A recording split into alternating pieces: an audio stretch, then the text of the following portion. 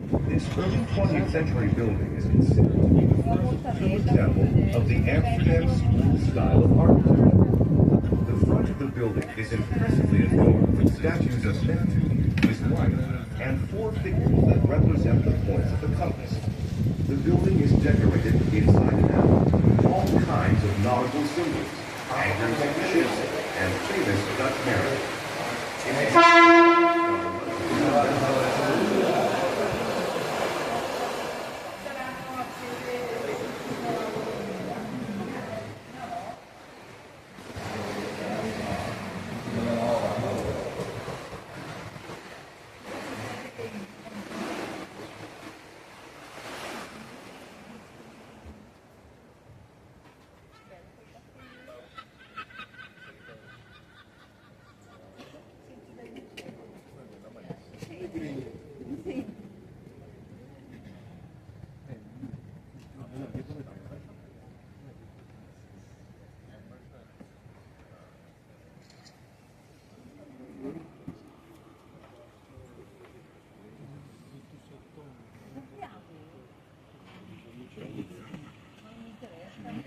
Abbiamo noi guarda che ce n'è un buco, guarda.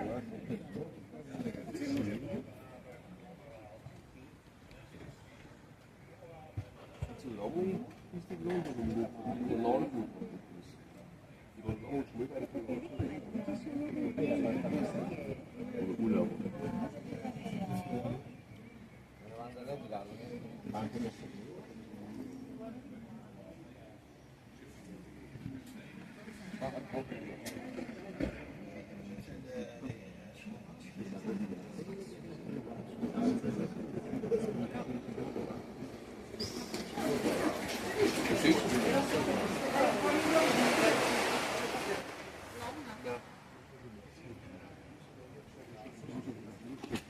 Ho salutato,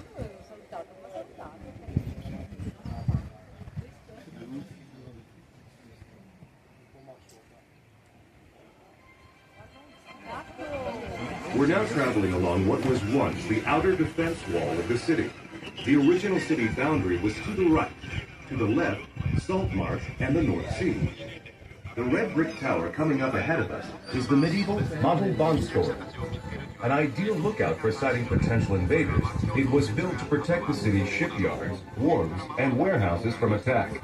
From here, Dutch soldiers armed with longbows, crossbows, and early firearms called arquebuses kept watch over the wide expanses below. The tower's white spire and clocks were added a century later. They were designed by Hendrik de Keyser, an architect whose work can be seen around Amsterdam, and who you're certain to hear more about on this cruise. The clocks couldn't keep time, and the tower's bells rang out randomly. The locals gave it the nickname Silly Jack.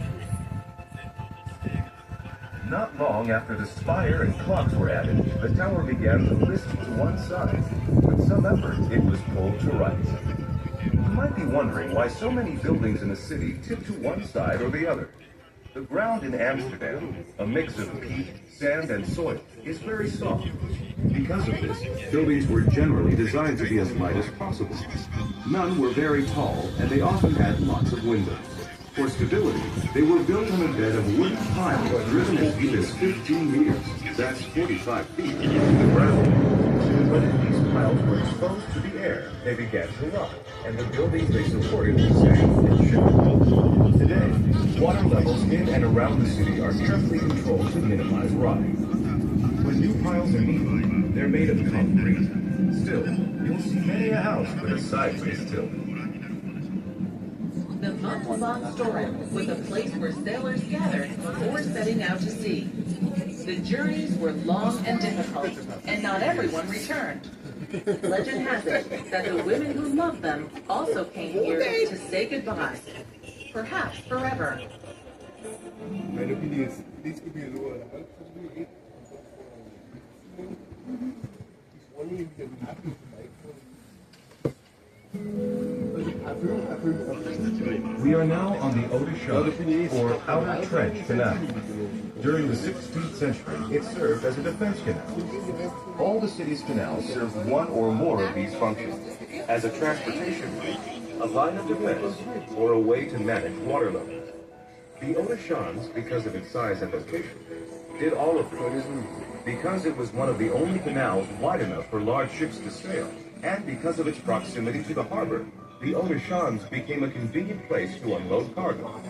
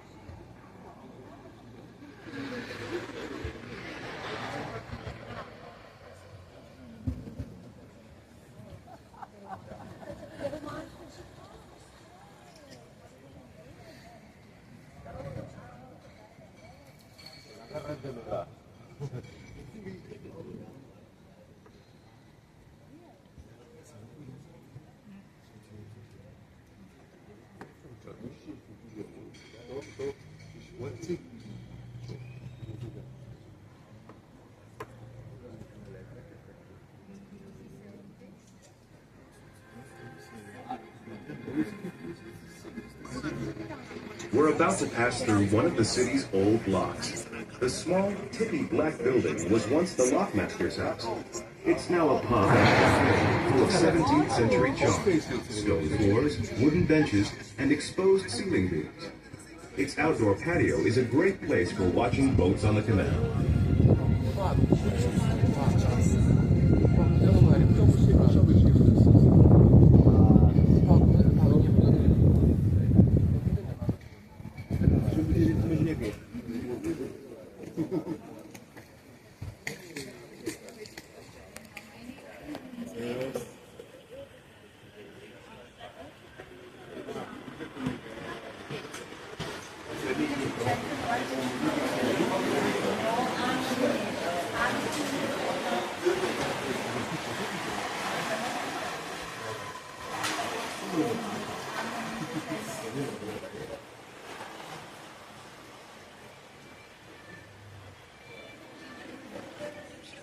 We're now approaching the Waterloo Plain. It's located adjacent to the City Hall, the large red brick building.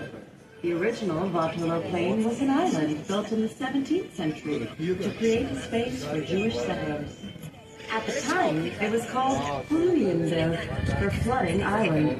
Over time, the name morphed into Fluyenberg, for Flea Island, and the bustling market held here was called the Flea Market. For centuries, Jewish traders sold their wares here. The market continues to operate and is now known as the largest flea market in the Netherlands.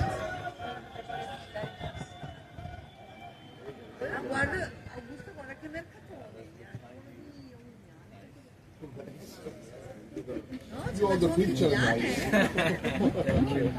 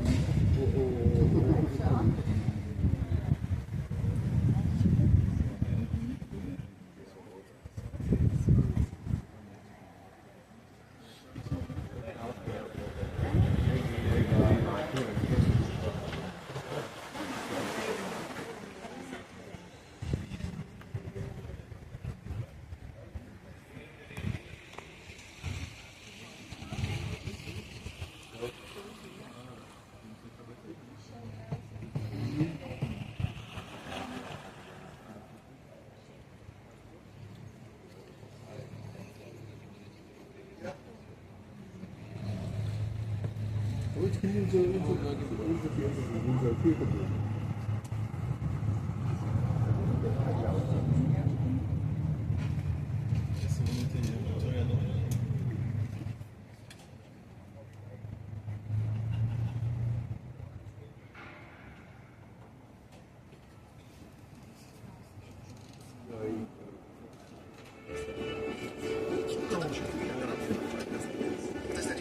Look at the group of very crooked houses. We affectionately refer to them as the dancing houses because they look like they're tilting and swaying to some happy tune.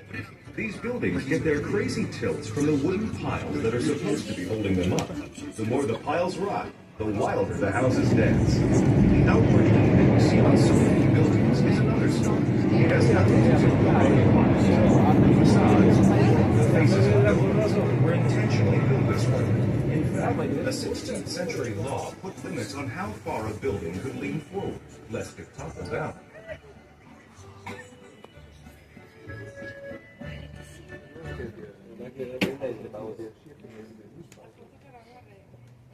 Okay, well, before we continue, I must ask you not to stand on the couches, please. If you come to the dancing houses, coming up on the right-hand side, there is one funny part of it, that all the houses are leaning to the front, to the left, shoulder to shoulder. Only one building is standing straight up, what I think is a bit funny. That's the Irish pub, coming up on the right-hand side.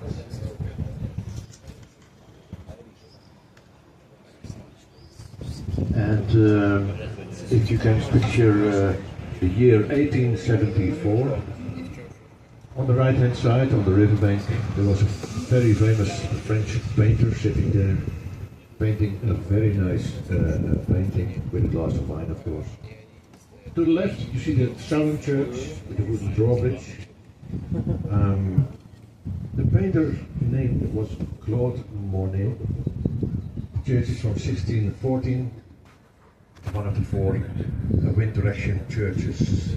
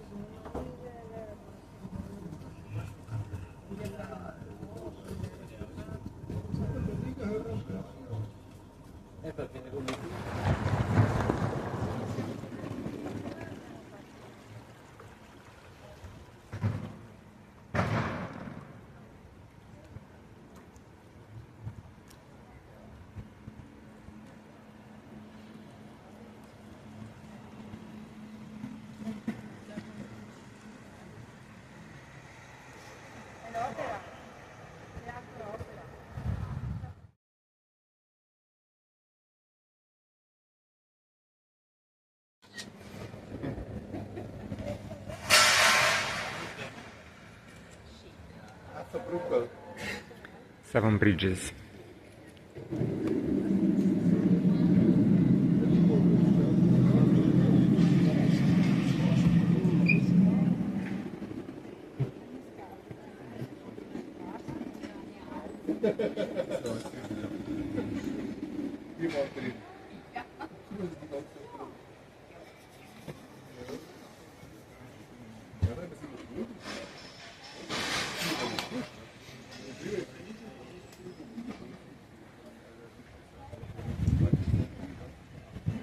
Reasons for Amsterdam's astounding success.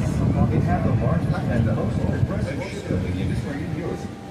Dutch traders sailed farther than anyone else. Discovered land in the Far East and South America.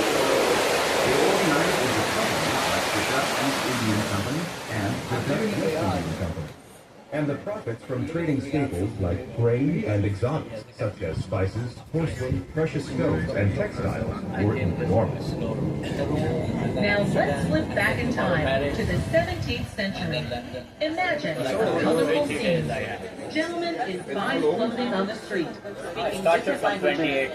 Elegantly outfitted ladies, stepping down into horse-pulled carriages, the clatter of wheels on cobblestones, and dare we mention it, an unpleasant going into one of these sumptuous homes. On the first floor, an elegant entrance hall with marble floors, high ceilings, and chandeliers. Mirrors were strategically positioned to create an illusion of even more space.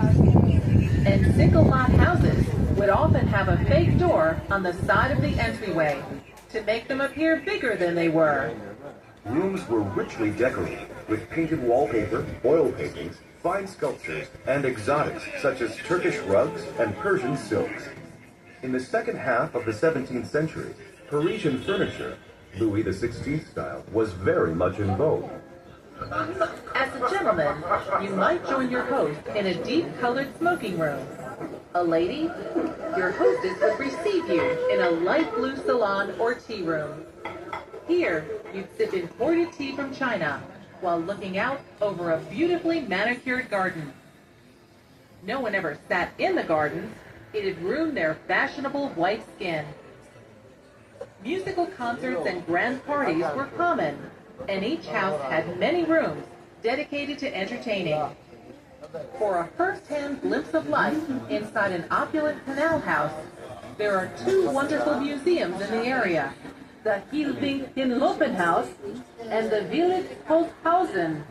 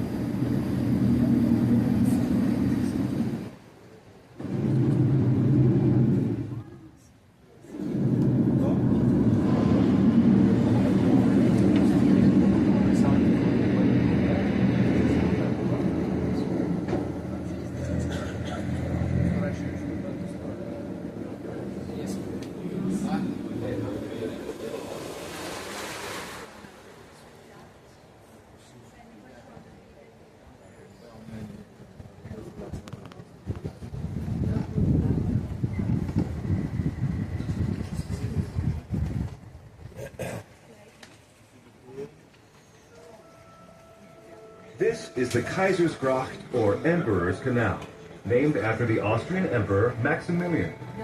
Of the three main canals dug during the city's expansion, the Kaisersgracht is the widest.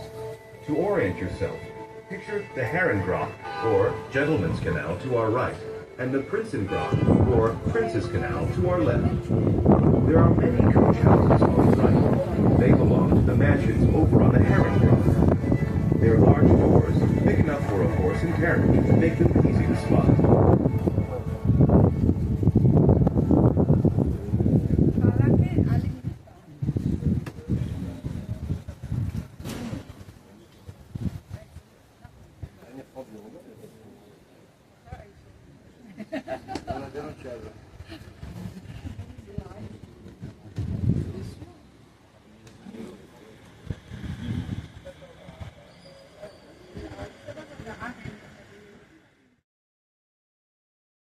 Last thing about the Westerkerk. This was where the famous artist Rembrandt was buried, in an unmarked grave.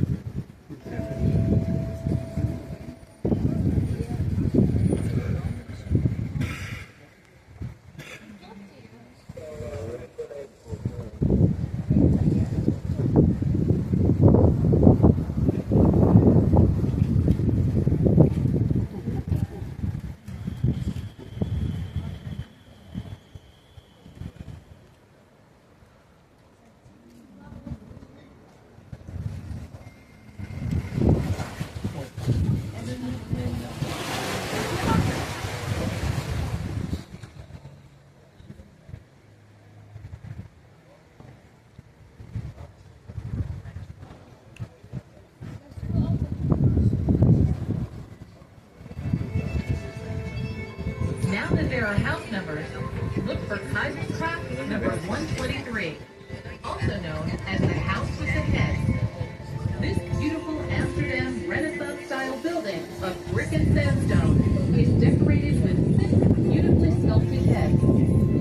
They're said to represent the Greek gods Apollo, Mars, Ceres, Minerva, Bacchus, and Diana. But legend has it that they symbolize the 6 thieves who once tried to break into the house. They were beheaded by a brave servant.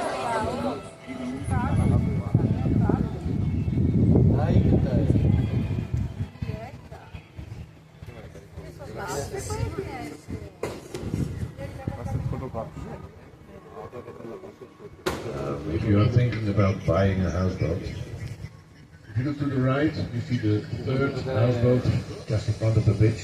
It was last sold for 650,000 euros. Average buying price is around 4,500 euros square meter or 12 square feet.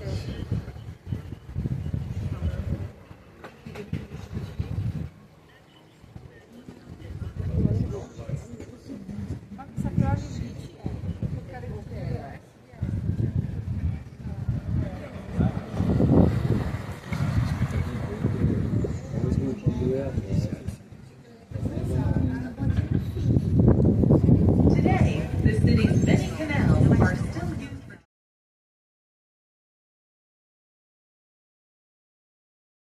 for beer brewing, which gave the Brewers Canal its name. Because water quality was so poor, people turned to beer as a safer, healthier drink. Only the rich could afford wine, which was imported, but everyone drank beer. Many of the buildings you see are old workshops and factories or warehouses. Merchants originally stored goods in their houses, but as trade increased, more and more warehouses. Look for triangular spout cages and windows with wooden shutters. The shutters help keep goods dry and warm. Back in the 17th century, when Brouwersgracht was at the edge of the city, ships sailing for the Dutch East Indian Trading Company would come here to unload silks and spices from the Far East. And for a time, the Dutch West Indian Trading Company had an office along this canal. This powerful company traded in sugar, tobacco, tropical wood, furs and ivory, and had a monopoly on trade with the West Indies. Its ships also transported slaves from Africa to the Americas. An interesting side note, even though some of Amsterdam's merchants traded in slaves, they were never employed in Dutch households. Aside from the East Indian and West Indian trading companies, the Noordse or Hollandse Bond was a third.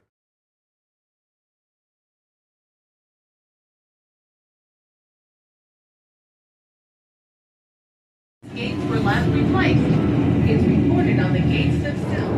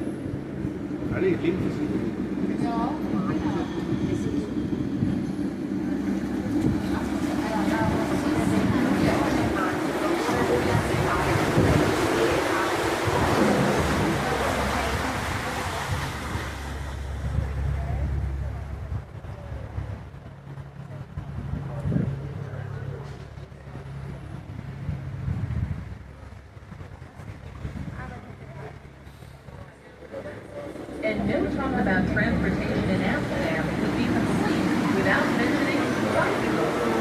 You probably figured out that they're Amsterdamers' favorite mode of transport. All around Central Station are places to park, from a huge multi-level bike parking area to converted ferries filled to capacity with bikes. More people bike than drive to work, and it's estimated that